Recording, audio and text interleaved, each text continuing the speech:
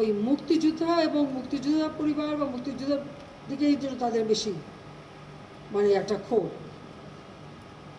আমার একটা কথা নিয়ে তারা কিছু কতদিন প্রতিবাদ করলো। কী কথা বলেছিলাম আমি? আমার কথাটাকে বিকৃত করা হয়েছিল। আমি বলেছিলাম মেধা মেধা মেধা, কোটা না মেধা। তো কোটা আমাদের নারীর কোটা, প্রতিবন্ধীদের কোটা, নৃগোষ্ঠীর কোটা, প্রত্যেক জেলার কোটা, মুক্তিযোদ্ধা পরিবারের কোটা, সেগুলো তো আমি বাতিলও করে দিয়েছিলাম। তারপরে কোটা না মেধা, মেধা না কোটা, তো কোটা মেধার মধ্যে একটা তফাতের কী আছে? এখানে মেধাই তো হয়। প্রথমে প্রিলিমিনারিতে তাদেরকে পরীক্ষা নেওয়া হয়, এরপর লিখিত পরীক্ষা হয়। লিখিত পরীক্ষা পাশ করলে তখন তাদের ভাইবা নেওয়া হয়। ভাইবা নেওয়ার পরে তারপর যখন পদায়ন করা হয় তখন যারা মেধাবী তারাই পায়।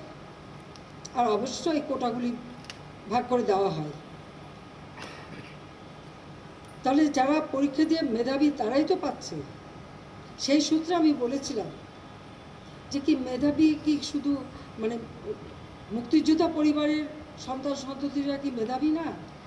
তাহলে মেধাবী কি শুধু ওই রাজাকারের ছেলে মেয়ে?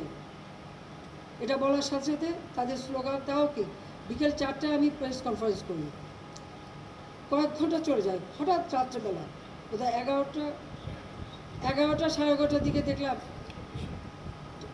অনেক ছেলে মেয়ে বের হয়ে আসছে, মেয়েরা হল থেকে বের হয়ে আসছে। তাদের স্লোগানটা কি?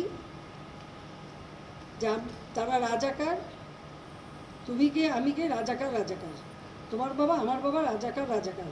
তার মানে তারা নিজেদেরকেই রাজাকার হিসেবে পরিচয় দিল। আমি তো তাদের রাজাকার বলিনি।